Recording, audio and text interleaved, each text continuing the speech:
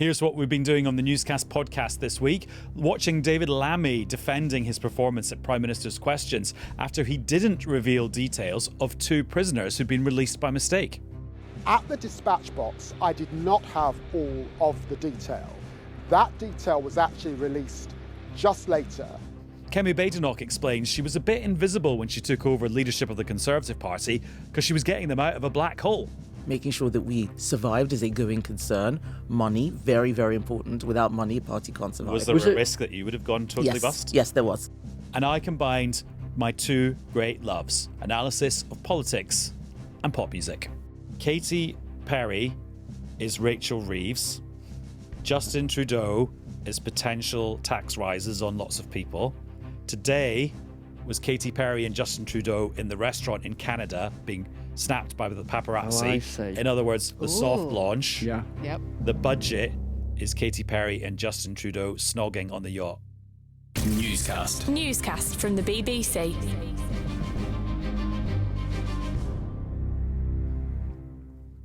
Hello, it's Adam in the Newscast studio. And it's Chris in the studio. And joining us this week, Helen Miller, Director of the Institute for Fiscal Studies. Hello. Hello. I did nearly say Helen Mirren. Yep. And Luke Tryl from More in Common. Hello, Luke. Oh, great to be here. Now, do we call More in Common a polling outfit, or are you also campaigners for things? We're not campaigners. We do polling, but we also do kind of think tank reports as well. Yeah. Well, Chris, the research we've been doing this week is what has been going on with prisons. Because when we were doing the Wednesday night episode of Newscast, available on BBC Sounds, we were right in the thick of this story enveloping David Lammy, the Justice Secretary, where he'd been standing in for Keir Starmer at Prime Minister's Questions. The James Cartledge, the Shadow Defence Secretary, had fired 5 almost identical questions to him about whether another asylum seeker had been released from prison in error. And it turns out, okay, it wasn't an asylum seeker who'd been released in error, but a foreign national prisoner had been. Then it turns out another person had been released in error too. Where has all of this left the government? Well, the twist this morning, the extraordinary pictures of one of these 2 men, a guy called Billy Smith, who is a fraudster, turning up in a white van at Wandsworth Prison in South London in order to check back in. While ITV happened to be filming. Indeed. So he turns up, gets out the van, has a quick cigarette on the steps, and then hop, step and jump back through the door. And what we've also discovered today is that on the day that this other guy, this Algerian sex offender, was released in error a week yesterday, so Wednesday of last week, the governor of Wandsworth Prison wasn't on site because he was part of the investigation into the release of the other sex offender who had arrived on a small boat and was at Chelmsford Prison in Essex and was the root cause of all those protests outside the Bell Hotel in Epping in Essex over the summer. So he was investigating one calamity whilst another was happening under what would have been under his nose had he been in the prison that he is normally running. And as we record at 7 o'clock on Thursday evening, the Algerian man is still at large. And we heard from David Lammy, the Justice Secretary, a little bit earlier. Here's what he said. I first found out about this on Wednesday morning. I was in the department, both learning from officials, but also preparing for Prime Minister's Questions. At the dispatch box, I did not have all of the detail. That detail was actually released just later, after I had finished at Prime Minister's Questions. I took the judgment that it is important when updating the House and the country about serious matters like this, that you have all of the detail. I was not equipped with all of the detail, and the danger is that you end up misleading the House and the general public. So that is the judgment I took. I think it's the right judgment. And Chris, this has turned out into a sort of 2-for-1 political problem for the government, hasn't it? There's the practical problem of people being released and one still being at large. And then there's who knew what, when, and what was said at Prime Minister's Questions or Deputy Prime Minister's Questions on Wednesday. Yeah, and the political strategy that David Lammy went for, which was to duck all of those questions from James Cartledge. Now, James Cartledge had made a factual error in his questions, suggesting that the man was an asylum seeker, which he isn't. But he was clearly onto something, and he did flush out what we then got via the police. And you heard there Mr Lammy's sort of justification for saying nothing at the time. Not everyone in the Commons, not least the opposition parties, but including some within Labour, think that was necessarily a wise strategy, and wonder if he could have said right at the beginning of Prime Minister's questions, before he even took any questions, look, there is this issue. I don't know everything, but this is what I do know, and I'll happily update when we do know more. And that's the sort of thing Prime Ministers do when they do PMQs. Quite often there's a little update on something before the questions. It's become more of a trend even recently that you almost get a minor kind of speech from the Prime Minister, which is unfiltered because it comes before the questions. But Mr Lammy chose not to do that. The bigger thing, though, beyond all of that yesterday is the justice system and where it is transparently and repeatedly failing in what is both complex and basic. It's outwardly basic, who should be in prison and who shouldn't be. It is complex often when you look at the individuals involved and the number of offences at the same time that they might be caught up within. And then some of the systems that were put in place after the election, which involved people being released early but on varying and quite complex conditions, which when you then layer on top of a prison service that is struggling and often a court service that is struggling, at least helps begin to explain how some of these cock-ups, frankly, happen. Luke, looking at public opinion, is there any sympathy for the government struggling with an overloaded prison system? Or is it all just, oh, here you go again, you're all incompetent? Doesn't matter which government department, doesn't matter whether it's David Lammy, Keir Starmer.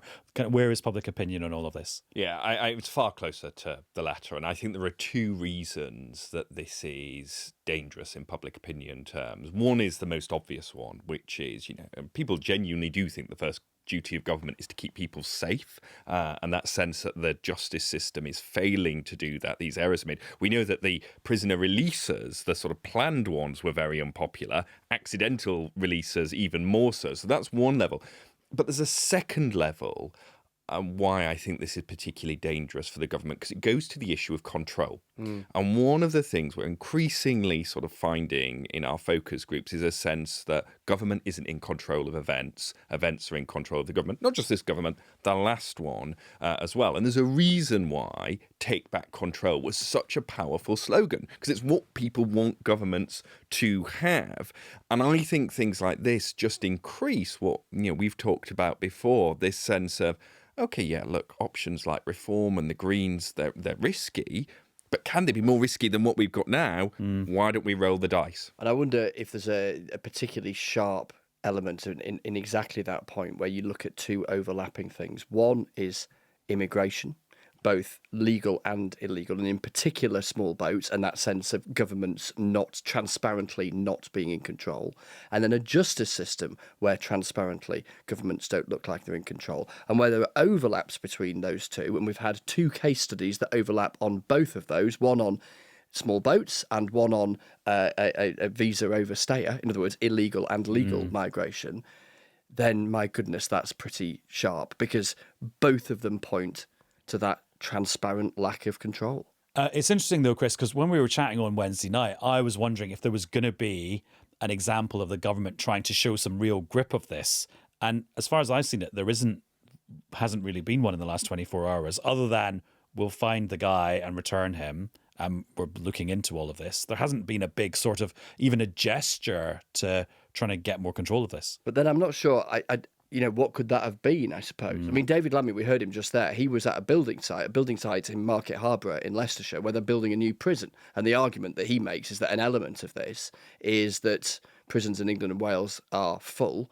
The estate needs to expand. Now, clearly, you can't build a prison overnight, but that's a contributor to where we are. And interestingly, Alex Chalk, who was the Conservatives' final Justice Secretary prior to the general election, was making a point to the World at One today, making the argument that when you look at how government spending is divvied up and you look at the annual budget of the Ministry of Justice, he said that was the equivalent, if I remember his remark correctly, of 2 weeks of spending from the Department of Work and Pensions in terms of benefits. Now, he's making an argument that he has made before, and somebody who is in his line of work as a lawyer now and previously as a Justice Secretary, is that the justice system should be better funded. And obviously there are difficult choices for a government, as we'll come on to discuss. But that plays into all of this, I think. And Helen, I'm thinking back to every spending review I've covered as a journalist, or any kind of statement the government's made about public finances.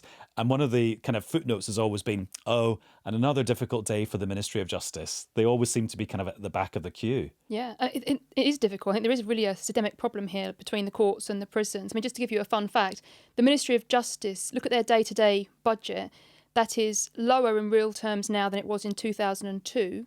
Look at it in per person terms, it's 15% lower. That's a striking change. And the fact that we have lower spending on courts and prisons is part of the reason why we have prisons that, like you said, are literally full. And when you've got an estate that is operating at full capacity, in some sense, it's no wonder that there are going to be stresses in that system.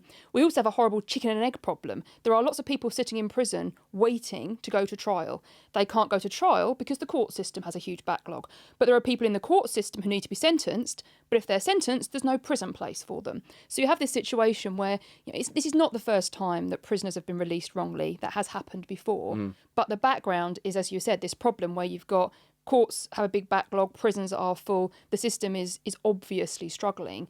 And until you've sorted out that underlying problem, I think there are some reasons for people to be concerned about how the justice system is working.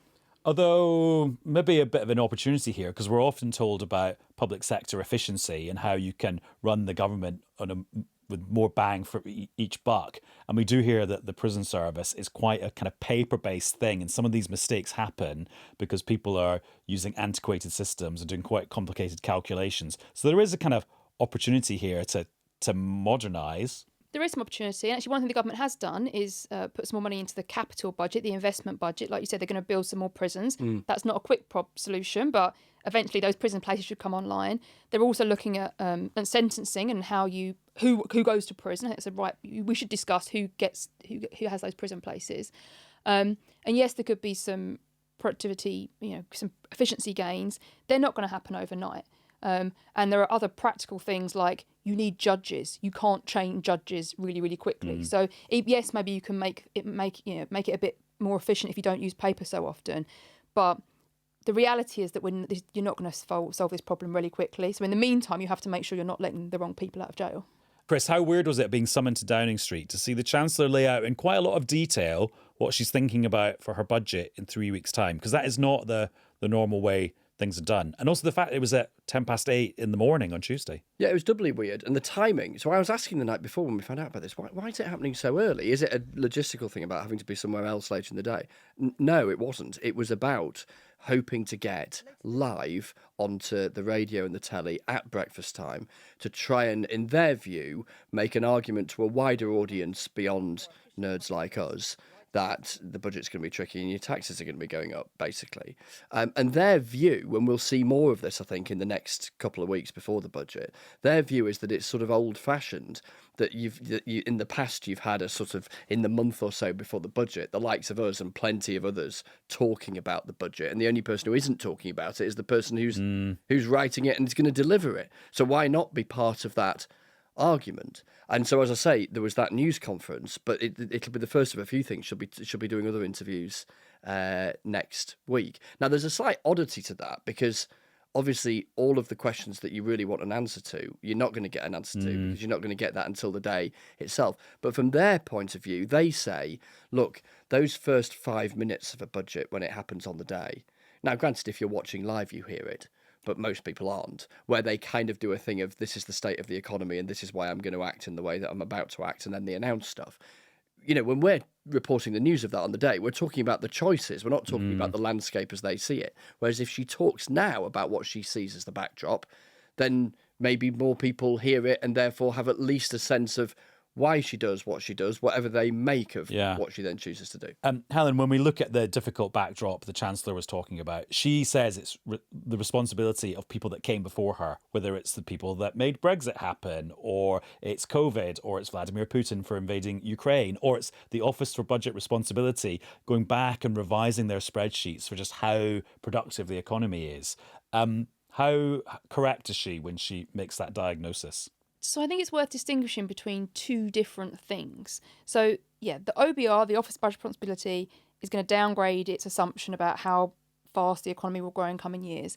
And I think Rachel Reeves is right to say that to a large degree, that's about things that predate her time. The productivity weakness has been around for a while. The OBR was more optimistic than other forecasts. They're now moving back in line with the pack, and that's she doesn't deserve the blame for that, if you like. But this has been known for a long time. So we were talking about this before the election, before the last budget. Actually, what the OBR is about to do, we don't know the exact number yet. No one expects it to be something particularly extraordinary. Forecasts, when you're forecasting the size of the economy, move around by tens of billions just as a run-of-the-mill kind of thing. So Rachel Reeves, when she set her last budget and when she gave herself teeny tiny headroom against her fiscal rules, would have absolutely known that there was a decent chance that the forecast would move against her and that she would have to do a fiscal consolidation. So I think that the two things are, yes, she's right. By consolidation, you mean spending cuts or tax rises? Exactly, yes. Basically, a way to get her borrowing's now going to be higher than she planned for it to be, and she's going to need to sort that out by raising taxes or cutting spending. So again, and yes, it's not her fault that productivity the downgrade has happened, but she shouldn't be surprised that this has happened. And had she given herself more wiggle room last year, then she could have weathered this storm. And the fact that she can't weather it, the fact that she's coming back for more, is really to do with that choice she made last year. I was just going to say, just to join the dots of the various things that we've heard from her, to hopefully enlighten newscasters about vaguely where we're at and picking up from where you were, Helen. So she talked about all the hints have been about more headroom. She talks about not wanting what she sees as more austerity, and she talks about the irresponsibility as she sees it as more borrowing. And when you join all those dots, and I'm not the economist and you are, that's why folk like me are saying and folk like you are saying tax rises. Yeah. But it's amazing, isn't it? Because you're absolutely right. You join those dots and that's what it comes to.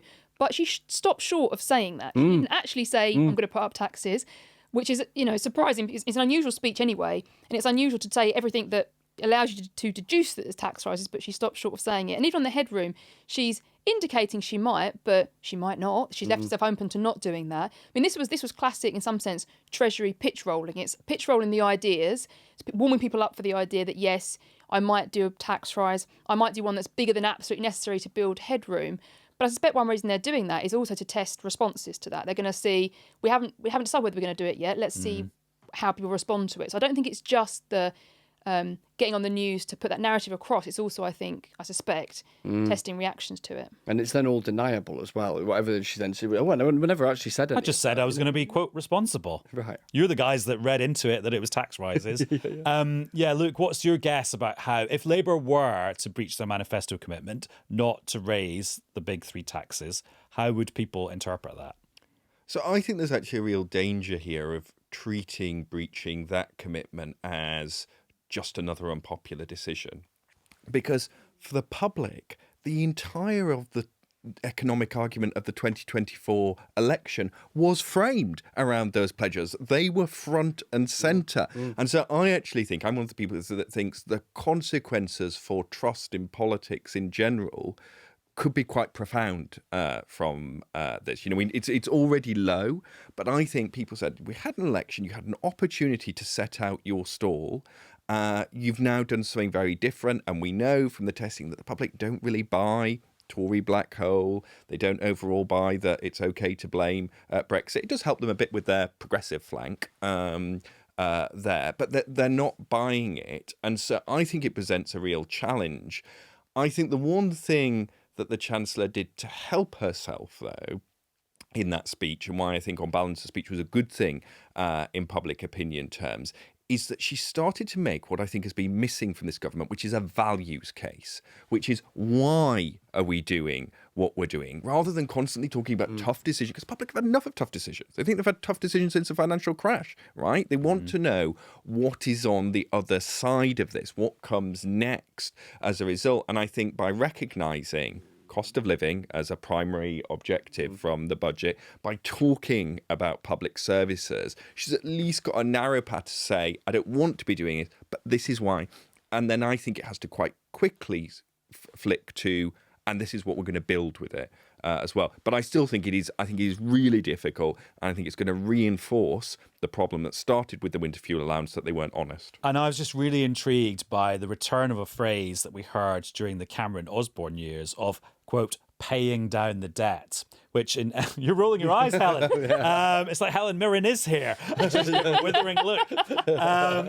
Because that, economically and in the context of the public finances, that's a very like woolly phrase. It's not like me paying down my credit card, because that's not how government borrowing works. But then I suddenly had a light bulb moment on Newscast earlier this week. It is a sort of quicker way of referring to her fiscal rules, which is to get borrowing under control so that it's not just constantly going up and up and up in an uncontrolled way. It's a pithier way of phrasing her fiscal rules, because fiscal rules are boring. Yeah. And look, there is something to it. I mean, one of the things she does want to do is have debt falling.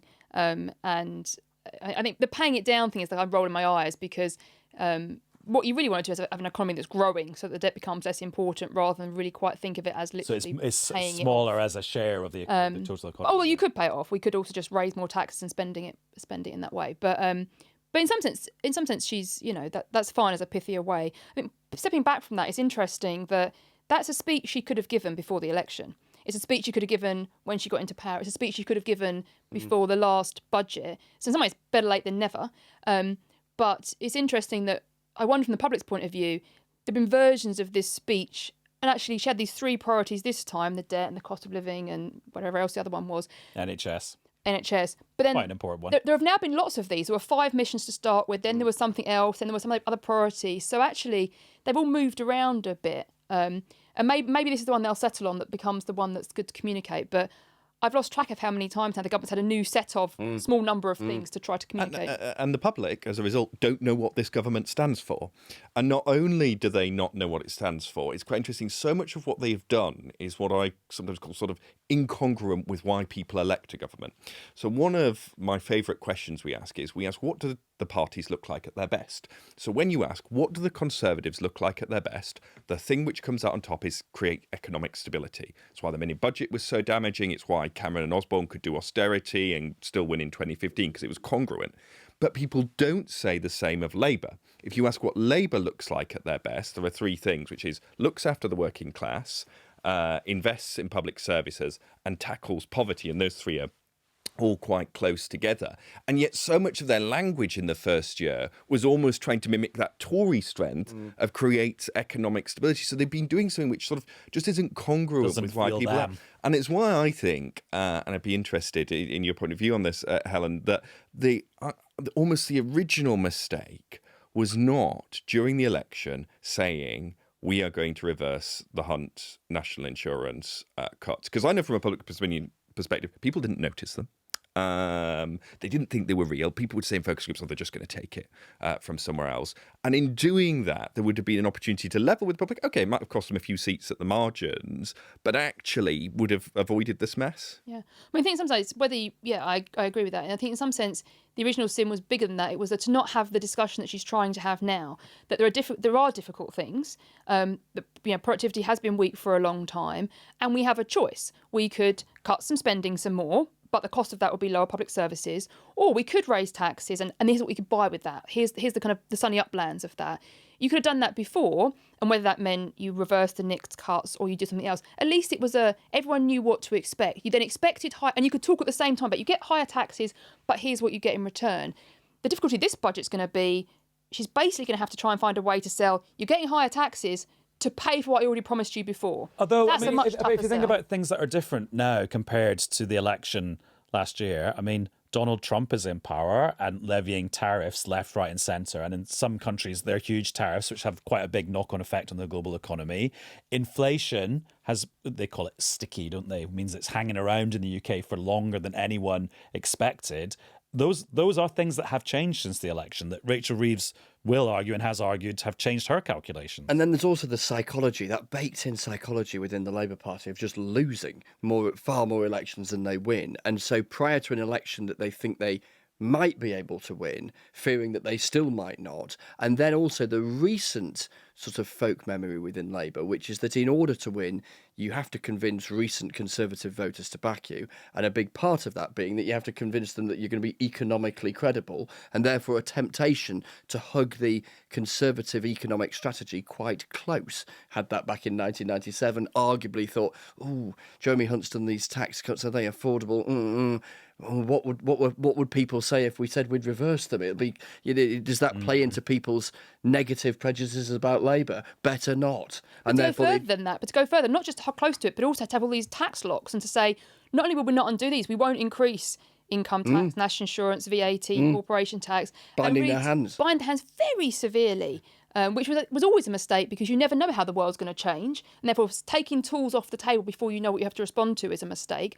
But also, again, Rachel Reeves would have gone into that election knowing that, yes, Donald Trump happened. We wouldn't have known the specifics about how the world was going to change. But the world always changes and it can always go up or down. And it hasn't gone down in such a stark way that it was completely unexpected that this could happen. And Chris, we've already had an example of where Lucy Powell, the newly elected deputy leader, can stake out a different position. She was on 5 Live with Matt Chorley this afternoon saying, actually, we should stick to our manifesto commitments, not to increase taxes. So that's a big chunk of the Labour Parliamentary Party probably not going to like this or go along with it. Well, this is the thing. So after the Chancellor's thing the other day, I went into Parliament and the first person I bumped into in a corridor was a long-standing Labour MP who put their hand over their face saying, if this means that you're going to put up income tax, that is unsellable. It's back to your point. They felt it would be unsellable. And this person who's been around for a while said, even when there were some of those Gordon Brown moments where you thought, this is going to be tricky, there was a rabbit, there was a hat, there was something we could cheer, and just that fear that there'll be nothing along those lines. That said, bumped into someone a little later who said, you know what, we've just got to pull off the plaster, we've got to do it now, it's well out from an election. But their point was, only if we can demonstrably prove a couple of years down the track that putting up the tax or whatever they alight upon in the end has had a demonstrable purpose and outcome that they can sell and make an argument for over a period of the next few years. Yeah, and if the public feel substantially better off at the time of the next general election, then Labour's chances improve. But things take a long time to trickle through, as we know, and I'm sure that Nick Clegg thought that when he voted on tuition fees, he was like, this isn't going to define as an election which is, 3-4 years hence. Of course it did. Yeah. And it's stuck. And that comparison is being made by Labour MPs as well. And no amount of sorry videos helped him out. No, not at all, because the public are like, you had that opportunity to say that you were going to do something like this. You said explicitly you weren't going to do that as a result. And I just think it just leaves people thinking, we already get in focus groups. Well, the winter fuel allowance, that was sneaky, wasn't it? They didn't do that. But this is more than that, because it's not just an omission. It was an outright. And very quickly, if people started watching BBC One tonight for the Traitors final, this is pre-recorded, we don't know what happens, and have stayed for another few hours, Luke, you've done polling about the Traitors. We have done polling on the Traitors, and we asked people if they would like to be a traitor or a faithful themselves. And what we find is that overall, people are more likely to want to be a faithful, which I think is a mistake. Definitely better to be a traitor. But maybe I'm playing into this. Men are slightly more likely than average to want to be traitors. Women are more likely than average to want to be faithfuls. And if you only included people who wanted to be a traitor in our standard voting intention, obviously we'd never do that, you get quite a big Reform UK lead, actually. Intriguing. The thing you'll be watching next Thursday, though, is me doing a 25-hour-long podcast in aid of children in need. We were set that challenge by Pudsey. I'm going to start on Thursday morning at 8 and finish on Friday at 9 in the morning. And you'll be able to watch it on iPlayer and listen on BBC Sounds.